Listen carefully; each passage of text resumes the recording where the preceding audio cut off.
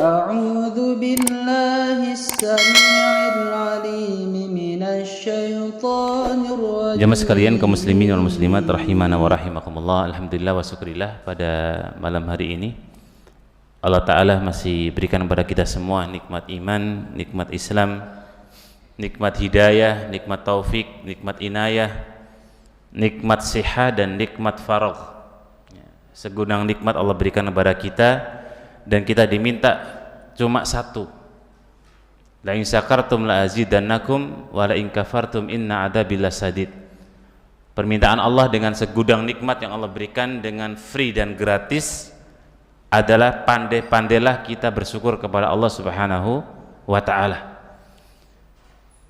Dan orang yang bersyukur Allah tambah nikmat lagi. Ini menunjukkan rahmat Allah sangat luas untuk kita semua. Dan semoga Allah jaga iman kita, istiqomah kita sampai Allah panggil kita semua dalam kondisi husnul khatimah. Amin amin ya rabbal alamin.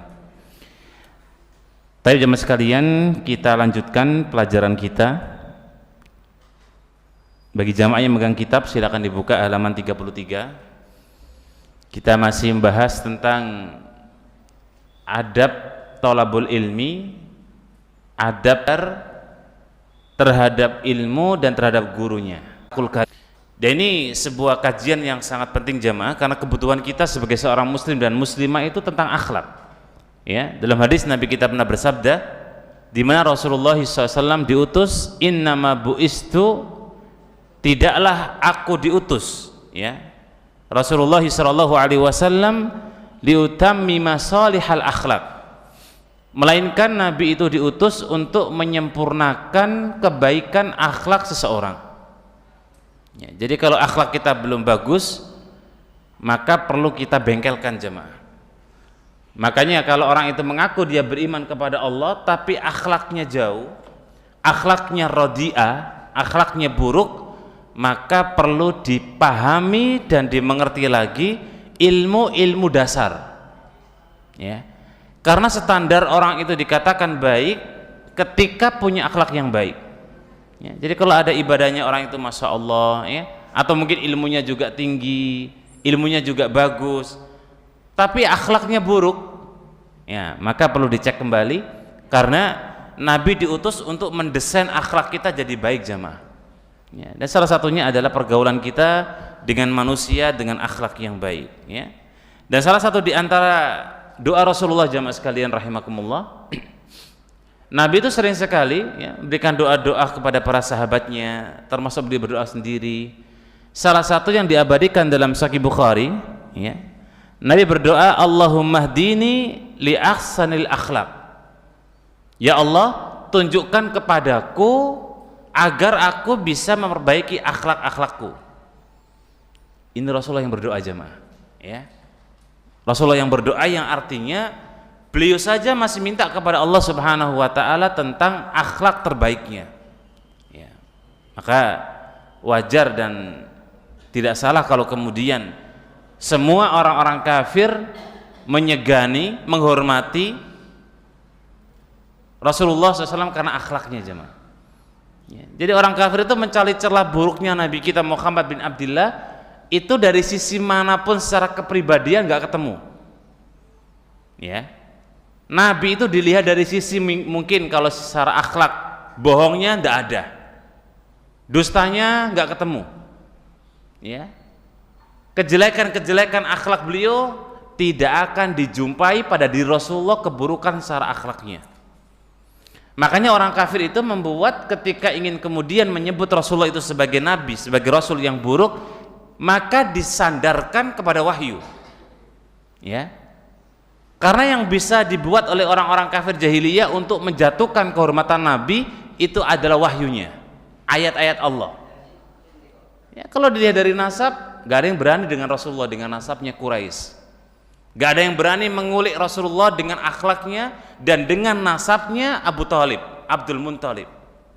Ya, dan semua orang paham akhlak Rasulullah. Sejak kecil terkenal dengan sidiknya, jujurnya, amanahnya, tabliknya. Bahkan beliau cuma punya sifat fatona, kecerdasan intelektual yang tinggi. Ya. Makanya orang kafir itu menyasar Rasulullah dari sisi wahyu jemaah. Ya.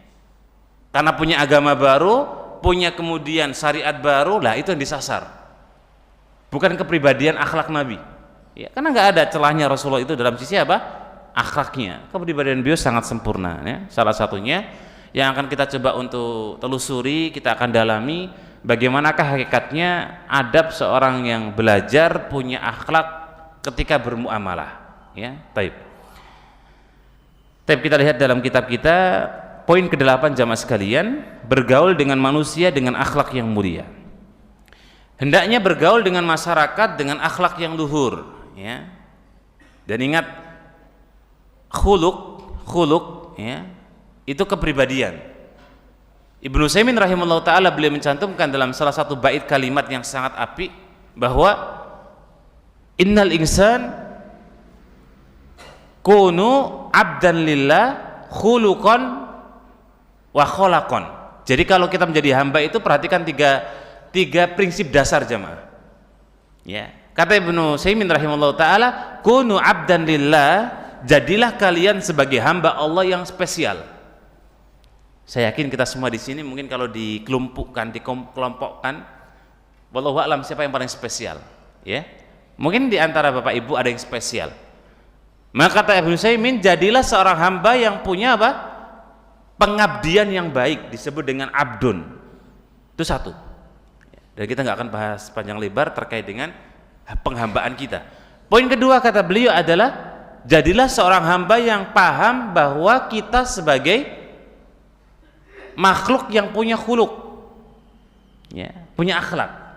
Ini nggak tahu kenapa kadang-kadang di tengah perjalanan kehidupan kita, akhlak itu bukan cuma bicara masalah akhlak yang kepribadian Bapak Ibu, tetapi lisan pun juga harus berakhlak. Ya, kadang-kadang orang itu punya intelektual yang tinggi, punya kecerdasan yang baik, punya ilmu yang juga baik, punya pemahaman juga bagus, tetapi lisannya nggak bagus. Ini kan berarti dalam tataran akhlak lisan perlu diperbaiki. Dan yang ketiga kata beliau, pemahaman bahwa kita ini adalah sebagai khalaqon, sebagai makhluk. Ya, makhluk itu sesuatu yang diciptakan. Dan siwallahu wal makhluk, selain Allah itu sebutannya adalah makhluk. Oleh karena itu sikap sifat yang luhur itu ternyata sudah diterapkan Rasulullah Shallallahu Alaihi Wasallam dalam aspek kehidupan beliau, baik di kota Mekah maupun di kota Madinah. Ya, makanya Nabi itu dimanapun beliau berada jamaah sekalian, maka beliau menanamkan benih-benih akhlak yang baik. Ya, bayangkan di kota Mekah, di saat kemudian orang-orang mencemooh beliau dan segelintir sahabat yang baru beriman, itu sudah ditanamkan sampai beliau hijrah ke kota Madinah. Ya, itu pun menanamkan akhlak yang baik sampai beliau wafat jamaah. Dan ketika beliau wafat, apa yang beliau tanamkan? Beliau masih perhatian dengan umatnya. Ya, yang beliau tekankan sebelum beliau wafat adalah sholat. Ya, perhatian beliau Shallallahu Alaihi Wasallam. Dan kita tahu dalam sejarah rumah Nabi itu kecil jamaah, ya, nggak besar. Bahkan rumah Nabi itu cukup dipakai 3 orang untuk ketika meninggal atau dikubur. Ya, rumah Nabi Shallallahu Alaihi Wasallam. Ya, makanya ketika Nabi itu wafat dikubur di situ, ya. Dan Bunda Aisyah itu masih di rumah Nabi Shallallahu Alaihi Wasallam. Dari hikmahnya jamaah sekalian, kenapa Nabi sampai detik ini kuburannya tidak disentuh oleh manusia? Ya, karena di saat kemudian beliau wafat, Bunda Aisyah itu masih di dalam rumah dan beliau tinggal di situ. Sahabat nggak berani masuk. Kenapa? Karena ada Bunda Aisyah, pemilik rumah dan juga menjaga kuburan Nabi Shallallahu Alaihi Wasallam. Jadi ketika Nabi wafat, Nabi dikubur di rumah beliau, ya. Kemudian Aisyah tinggal di situ, maka sahabatnya mau ziarah kubur cuma di depan rumah Nabi Shallallahu Alaihi Wasallam. Ya, makanya sampai saat ini Bapak Ibu, ketika kita ziarah ke kuburan Nabi, ya paling cuma bisa di emper atau di pinggir, dan kita cuma bisa melambaikan tangan kita mengucapkan salam kepada beliau Shallallahu Alaihi Wasallam dan 2 sahabatnya. Sebelah kanannya adalah Abu Bakar As-Siddiq, sebelah kanannya lagi adalah Al-Faruq Umar bin Khattab radhiyallahu taala anhu. Ya, dan karena rumah Bunda Aisyah itu kecil, ketika Nabi wafat dikubur di sebelah ya mepet dengan tembok Masjid Nabawi. Makanya Bapak Ibu kalau kita sowan ke Masjid Nabawi, maka kita akan melihat kuburan Nabi sebelah, kalau berarti arah saya sebelah kiri, arah jenengan sebelah kanan.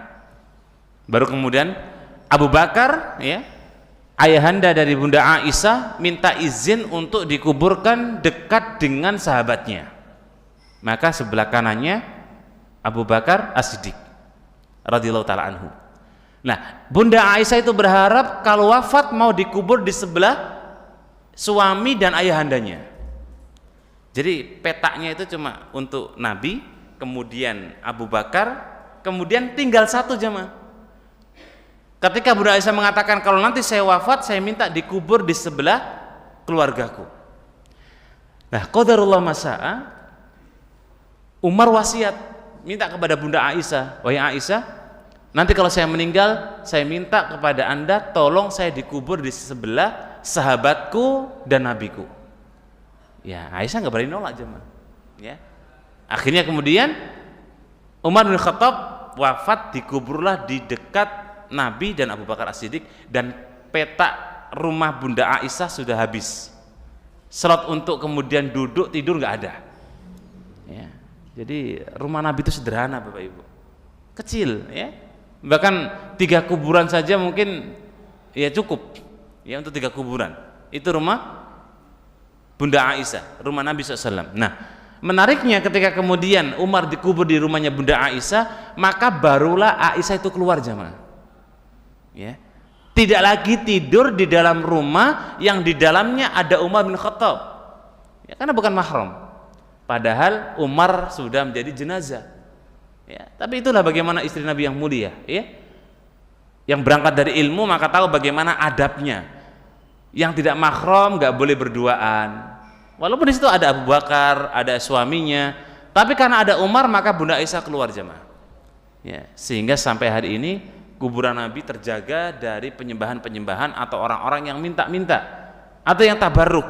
Ya, makanya Nabi itu berdoa dalam doanya apa? Allahumma ja'al, ya, la ta'ja'al qabri wasanan.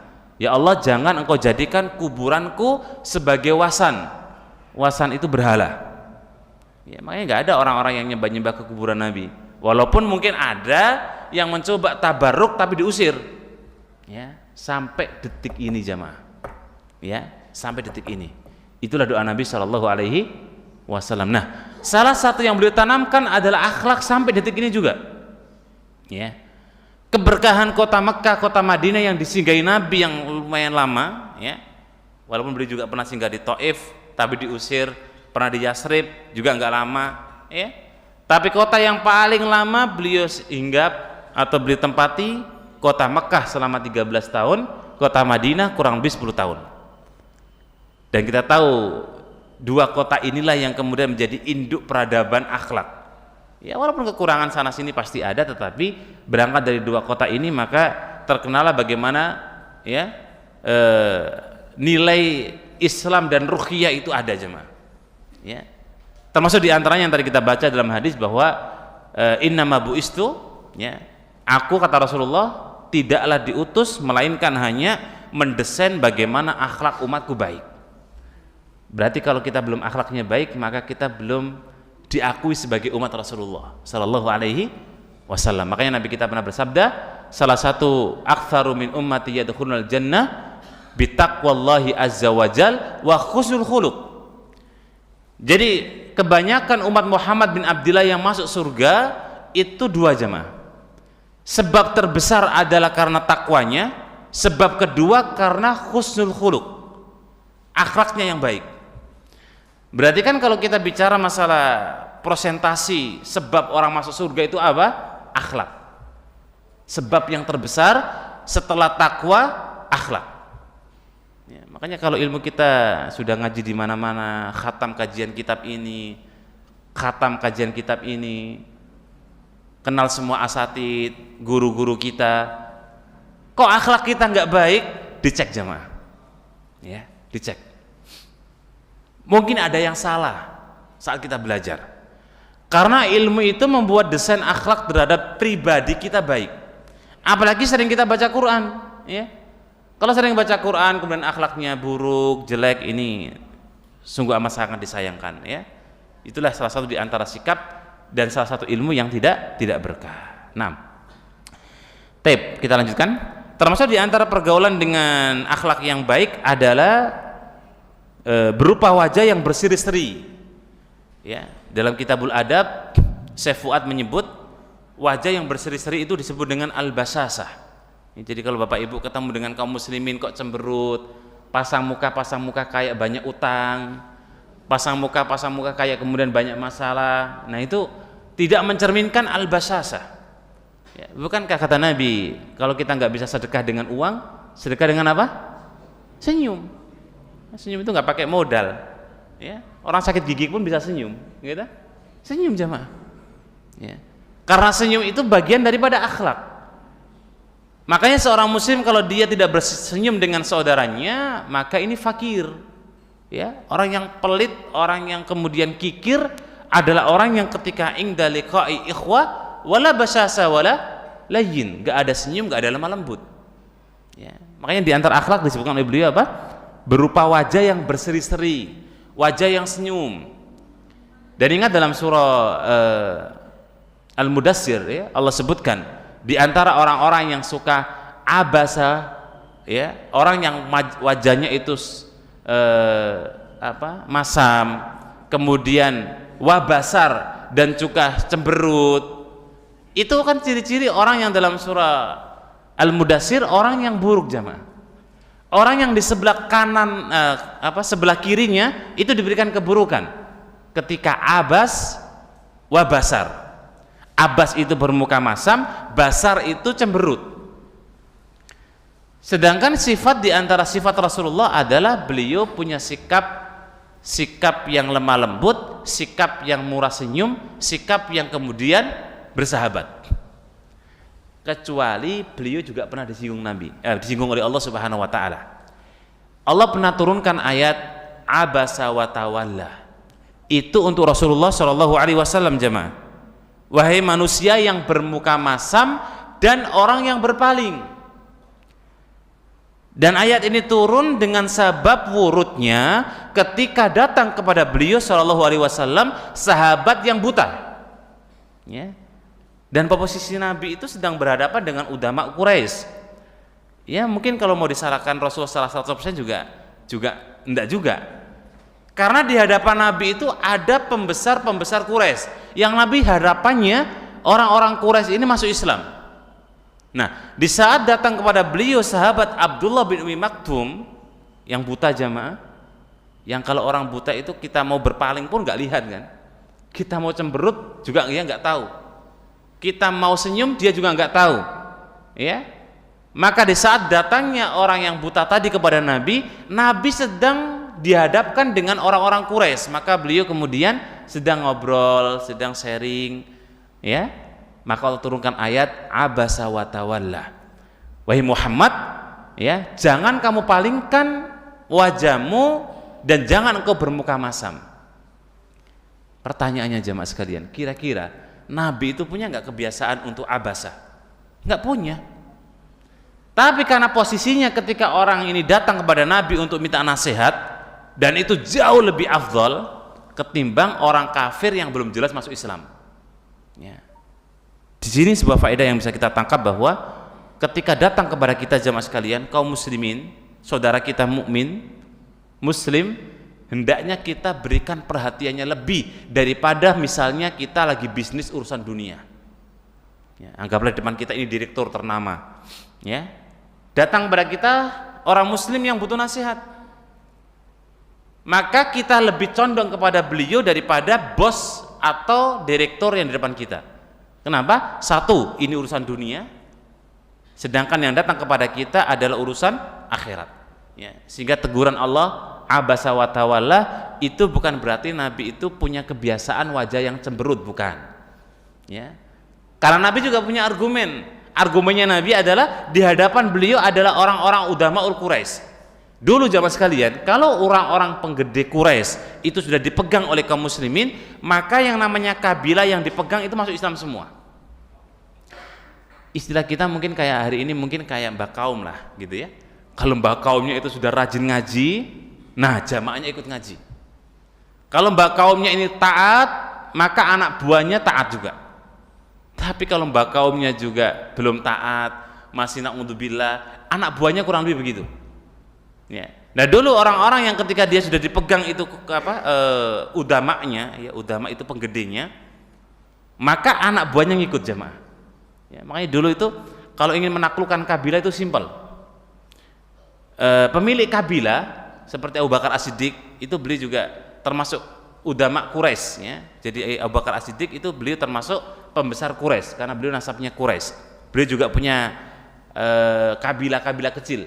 Ya, makanya ketika beliau masuk Islam begitu senangnya Rasulullah karena di belakang beliau juga banyak gitu ya.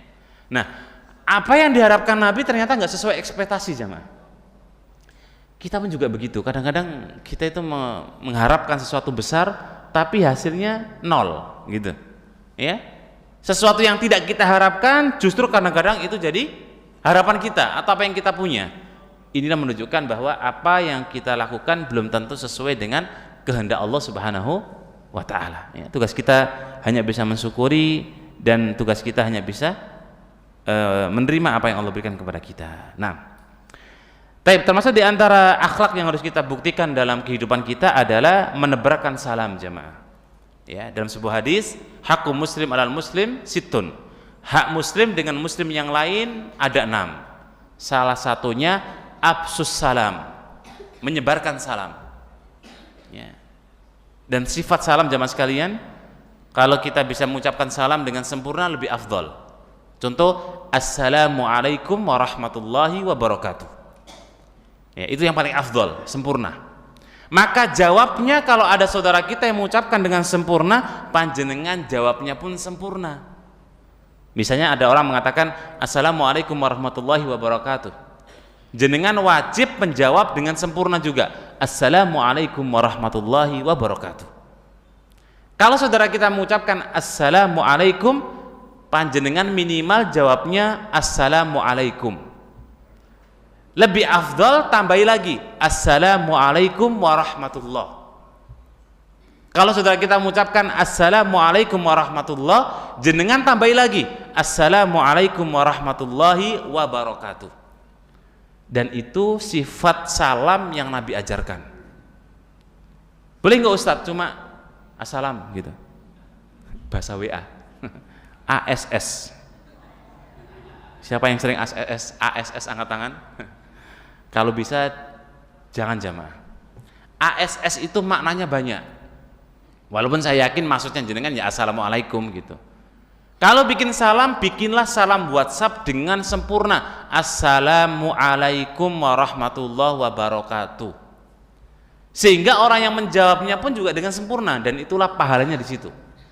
Yang disebut dengan afsus salam, ya, menyebarkan salam, termasuk kalau kita lihat adalah di antara akhlak, termasuk di antara syiar Islam, Bapak Ibu.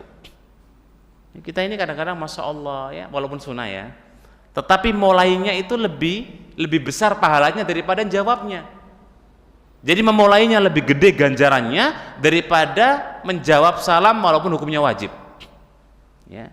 Maka oleh karena itu kita sebarkan afsus salam. Ya. Berikutnya adalah termasuk di antara akhlak yang mulia memberikan makan. Wa yudhimu nat'am. Ya. Bahkan Nabi kita Muhammad bin Abdullah SAW itu sering sekali beliau memberikan ahlu suffah, Bapak Ibu. Ahlu suffah itu sahabat-sahabat yang tidak mampu, yang mereka tinggal di emper Masjid Nabawi. Itu lebih disukai daripada mereka dibangunkan rumah di samping sekitar kota Madinah. Ya, ya walaupun nggak semua. Pertanyaannya, apakah mereka ahlu suffah, ya, orang-orang yang hidup di emper Masjid Nabawi itu kemudian ridho untuk tinggal? Tidak. Tapi hikmahnya jemaah sekalian, mereka orang-orang yang sholatnya 24 jam bisa jamaah. Ya, makanya Bapak Ibu kalau mau cari rumah, carilah rumah yang dekat masjid. Ya, insya Allah satu barokah, dua ketika adzan jenengan lebih duluan. Ya, sehingga orang-orang yang ahlu suffah yang mereka ini makanya menunggu santunan dari kaum muslimin, maka Nabi SAW memberikan makan kepada mereka. Ya. Makanya kenapa salah satu di antara fidyah, atau membayar denda kalau ada sanksi, seperti misalnya orang umroh melanggar atau haji melanggar, itu ada bayaran dam. Dan bayaran dam itu salah satunya jamaah sekalian memberikan makan kepada orang miskin. Salah satu pilihannya. Ya. Termasuk diantaranya orang yang melanggar hukum puasa siang hari berhubungan di siang hari. Ya, misalnya puasa Ramadan. Tiba-tiba bapak ibu karena kemudian ya karena satu dua hal berhubungan suami istri. Nah, salah satu kafarohnya itu memberikan makan sebanyak 60 fakir miskin. Ya.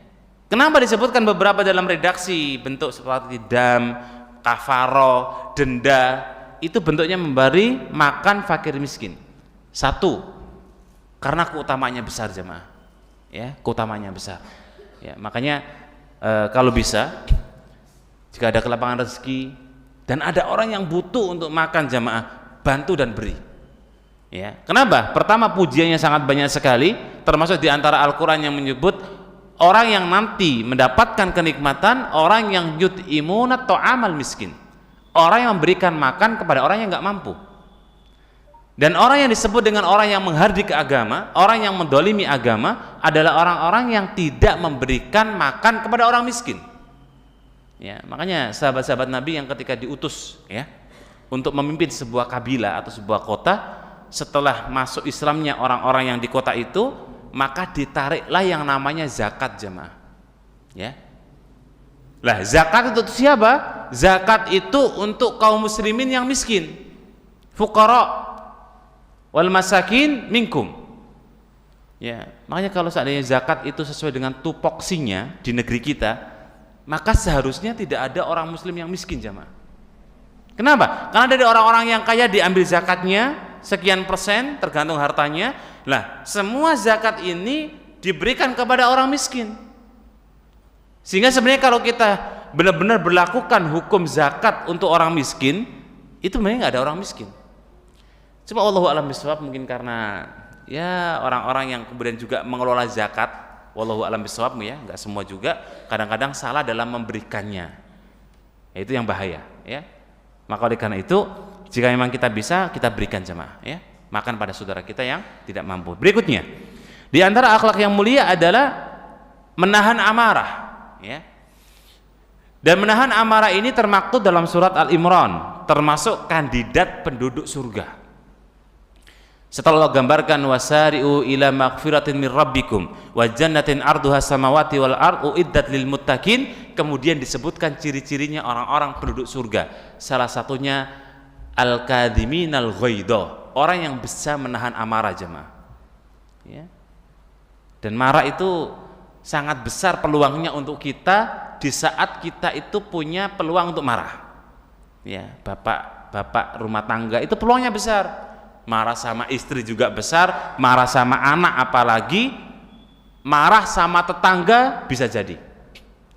Di saat bapak ibu ngerem amarah itu, maka itulah orang yang paling kuat. Nabi kita pernah bersabda bahwasanya laisa sadidu bisur'ah. Jadi orang yang kuat, orang yang hebat itu bukan orang yang dikatakan orang yang pandai bergulat jamaah, bukan. Jadi orang yang kuat itu bukan orang yang kalau di ring tinju ya, yang sekali tonjok langsung KO, bukan. Bukan pula orang yang atlet taekwondo atau bela diri, bukan. Bukan yang badannya keker ya, bukan. Tetapi kata Nabi SAW bahwasanya orang yang kuat adalah orang yang ketiga yamliku ingdal ghadab, saat dia bisa ngerim marahnya saat dia marah ya. Dan itu berat ya. Nabi itu jamaah sekalian, kalau misalnya beliau lagi ada masalah dengan istri-istri beliau, misalnya istrinya Nabi sedang cemburu ya, itu kan kemungkinan terjadi sesuatu kan, maka Nabi nggak pernah ngeladeni, Nabi tinggal, Nabi pergi ya. Contoh Bunda Aisyah pernah banting piring sampai piringnya pecah berkeping-keping ya. Tiba-tiba didengar oleh sahabatnya, ya Rasulullah, itu ada apa di dalam rumah kok saya dengar piring sedang pecah? Nabi simpel jawabnya, bundamu telah cemburu. Itu aja, selesai ya. Nabi pergi ya. Karena kalau biasanya orang cemburu atau lagi marah dihadapi dengan marah, benerlah kata Nabi, marah itu seperti halnya al-khatab, seperti halnya kayu bakar yang dibakar, yang semua kalau kemudian amarah itu diluapkan maka dia akan membakar semua jemaah. Ya, makanya rumah tangga itu rusak gara-gara sepele, hal-hal sepele. Kalau seandainya salah satu bisa ngerem amarah itu, insya Allah aman rumah tangga itu, ya aman. Tapi kalau salah satu nggak bisa ngerem, udah begitu senangnya dan happy-nya setan dengan dia cuma ngipas-ngipas Bapak Ibu. Ya, makanya kalau rumah tangga kita lagi ada, ya, semua orang pasti punya masalah. Rasulullah aja punya masalah, Nabi Ayub juga punya masalah, apalagi levelnya manusia kayak kita, pasti banyak masalah. Nah, tinggal kita kayak main apa ini? Layangan itu loh Bapak Ibu. Ya, kapan kita ulur, kapan kita tarik kan gitu. Itu rumah tangga. Kalau sampai kita kemudian tidak bisa menahan emosi kita, ya udah, ya tinggal tunggulah kapan ya terjadi perceraian, kerusakan, ya, dan itu yang memang diharapkan oleh syaitan na'udzubillah min dzalik. Maka menahan amarah satu di antara kandidat penduduk surga, kedua sifat dan sikap orang yang paling kuat. Ya, jadi kalau panjenengan ingin dikatakan sebagai orang yang paling kuat, milikilah sifat bisa menahan amarah di saat kita bisa marah. Ya, dan itu berat jamaah. Ya, makanya Allah berikan harga yang setara juga. Ya, al-qadimin al-ghaidha, orang yang bisa menahan amarah, itu harga bagi orang yang bisa menahan amarah, baginya surga. Ya, dan itu keutamaan yang sangat besar. Nah, berikutnya di antara sifat yang mulia adalah menahan gangguan dari manusia. Nah, ini yang suka hobi ganggu orang, naudzubillah. Kalau yang suka diganggu, jenengan sabar Bapak Ibu. Seperti apa Ustaz contohnya hari ini? Salah satu kasus yang sering muncul, bullying. Bully itu nggak di sekolah, nggak di rumah, nggak di masyarakat, nggak di pergaulan, nggak di masjid, nggak di komunitas, nggak di tempat ngopi, kadang-kadang juga bully. Mak-mak yang suka arisan, kadang-kadang juga muncul bully. Ya. Nah, di saat panjenengan dibully, sabar. Ya, salah satu diantaranya adalah menahan gangguan dengan as-sabru. Makanya tingkatan dalam Islam itu Bapak Ibu, kalau kita merujuk dalam kitab Al-Usul Salasah, tingkatan dalam pondasi utama seorang muslim, satu, ilmu. Ya, ini kaidah Bapak Ibu, catat, ingat ya. Landasan prinsip seorang muslim, ilmu, satu. Kedua, beramal di atas ilmu, itu dua. Tahapan jenengan di mana nih kira-kira posisinya? Tahapan ketiga, dakwah, menyampaikan ilmu yang kita punya. Sehingga siapapun boleh menyampaikan ilmu Bapak Ibu. Nggak harus kemudian orang yang bergelar LC atau ustadz atau kiai atau mubalik atau lulusan-lulusan pesantren, enggak. Jenengan berilmu, jenengan sudah amalkan, jenengan dakwahkan. Nah, baru tahapan yang keempat, as-sabru alal adha. Sabar di atas gangguan yang kita dapati. Ya, jadi kalau dikatakan, wah sok rajin loh Pak, kayak masuk surga aja. Kan ada tuh, kadang-kadang orang itu seperti itu. Ya, ngapain sih Bu rajin ngaji? Ya, belum tentu juga masuk surga. Kira-kira jenengan kalau digitukan gimana Bapak Ibu? Ada orang yang kalau bahasa medianya ini lambe turah gitu, yang suka nyinyir-nyinyir tuh, ya, yang belum sebelum adzan, bapak-bapaknya rajin ke masjid, tiba-tiba ada orang nyeletus, wah sok alim, ya. Kira-kira jenengan gimana? Habis itu nggak ngaji lagi, nggak sholat lagi, terus jadi masbuk terus. Hati-hati, ya. Ketika mendapatkan gangguan, sabar. Toh belum juga tentu yang ngomong itu dia baik, gitu kan? Ya. Kalau level-level kita paling gangguan-gangguan cuma bully di belakang yang kadang-kadang nggak di hadapan kita jamaah. Tapi Nabi, masya Allah ya, Nabi itu dapat bullying, dapat bully, dapat ejekan, hinaan langsung di depan Rasulullah Shallallahu Alaihi Wasallam. Tapi di antara akhlak yang mulia juga adalah berlapang dada, ya, sadru, ya, jadi lapang dada dalam hal kebaikan-kebaikan, ya. Kemudian poin berikutnya, di antara akhlak yang mulia mendahulukan orang lain. Nah, ini namanya dalam bahasan para ulama disebut dengan isar jemaah. Sikap isar itu untuk masalah duniawi, bukan ukhrawi. Mohon dicatat, diingat. Mendahulukan orang lain dalam bab masalah dunia, bukan akhirat. Contoh, masalah akhirat contohnya begini, yang sering juga saya jumpai di beberapa masjid, ya, untungnya bukan di Masjid Al-Furqon. Kalau ketemu jamaahnya tak lirik, oh bapak ini, nah, tak dalili baru gitu. Pak, monggo Pak jenengan ngajeng sop depan, itu enggak benar jamaah. Itu bukan isar yang diperbolehkan. Ketika panjenengan menyuruh orang lain, monggo Pak jenengan sop yang paling depan, itu isar yang salah Bapak Ibu. Tugas jenengan ada sop depan kosong, maju. Fastabiqul khairatnya di situ. Ya.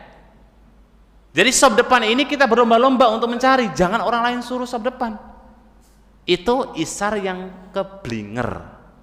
Makanya kalau teman-teman yang sudah ngaji kok masih mempersilahkan, mempermonggohkan orang lain, nah berarti belum paham isar gitu.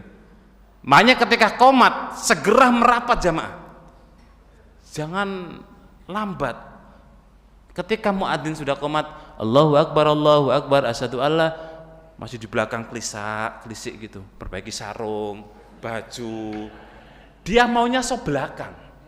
Padahal dalam sebuah hadis Nabi katakan khairu suhufir rijali awwaluha, sop yang paling istimewa bagi laki-laki itu yang paling depan, wasarruha akhiruha, yang buruk yang paling belakang. Jadi kalau adzan kok masih kelisak-kelisik, qomat masih wudu, pura-pura wudu, pura-pura tangannya diginikan, lama hampir semenit 2 menit. Tujuannya apa? Biar dapat sop paling belakang, biar pulangnya duluan. Itu untuk mak-mak Pak ya. Kalau yang bapak-bapak nggak boleh, kalau mak-mak malah dianjurkan. Mak-mak kalau qomat monggo agak santai nggak apa-apa.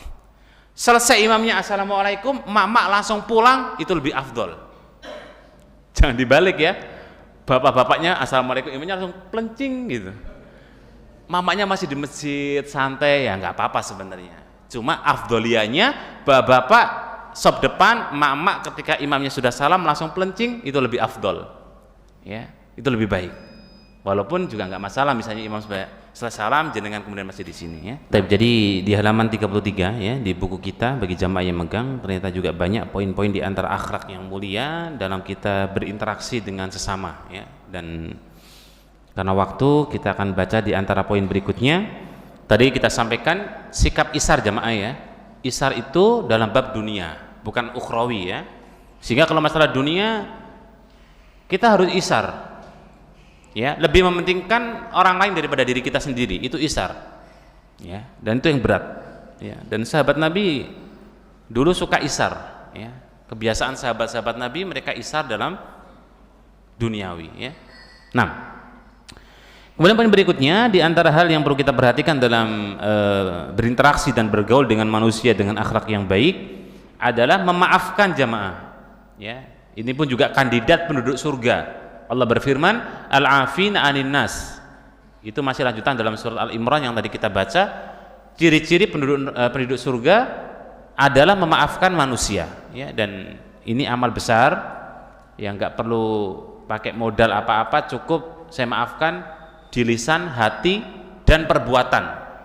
Ya, jadi syarat memaafkan dengan sempurna itu 3 jamaah. 1, diucapkan di lisan. Kedua, harus kita ridho. Ketiga, kalau ketemu jangan wajahnya itu kayak cemberut. Sudah maafkan tapi ketemu wajahnya itu kayak masih belum memaafkan. Ya. Jadi harus terkumpul dalam memaafkan yang sempurna itu 3. Berikutnya termasuk di antara akhlak yang mulia adalah tidak banyak menuntut hak manusia. Merelakan dan mengikhlaskan apa yang kemudian menjadi miliknya. Berterima kasih jemaah, ya. Jadi dikit-dikit ucapkan terima kasih Pak, nuwun, syukron, ya, ataupun yang kalimat-kalimat yang lain. Mengucapkan terima kasih kepada kebaikan orang lain, ya. Jangan bakhil, jangan kikir. Karena kita itu dalam kehidupan kita, kehidupan sosial ya, kehidupan yang sifatnya kita itu butuh dengan orang lain. Itulah manusia. Kalau tanpa kita mengucapkan salam, tanpa mengucapkan terima kasih, maka tidak ada terima kasihnya, dan itu yang kemudian Allah sebutkan melalui lisan Rasulullah. Allah akan berterima kasih dengan manusia yang suka berterima kasih dengan orang lain, ya. Nah, kemudian suka mewujudkan ketentraman, ya, jadi bukan bikin keributan, bukan bikin teror, bukan bikin kemudian orang itu takut, bukan bikin orang itu kemudian cemas, bukan bikin orang itu kemudian khawatir, ya. Nah, berusaha membantu orang lain dan memenuhi kebutuhannya, ya, menggunakan kedudukan untuk membantu kebaikan. Nah, ini yang ingin saya tambahkan sedikit, jemaah. Menggunakan posisi kita di saat kita punya posisi kedudukan apapun itu. Mungkin yang diantara Bapak Ibu punya posisi sebagai bupati, manfaatkan posisi itu untuk kebaikan. Yang mungkin sebagai kepala desa, manfaatkan untuk kebaikan. Yang mungkin RT, RW, bahkan mungkin takmir, atau mungkin ketua apa di paguyuban kampung, manfaatkan, jamaah. Semua orang yang diberikan kesempatan untuk, ya, punya kekuasaan, maka nanti kekuasaannya itu akan ditanya oleh Allah Subhanahu wa ta'ala. Nabi kita bersabda, kulukum ra'in wa kulukum mas'ulun an ra'iyatihi.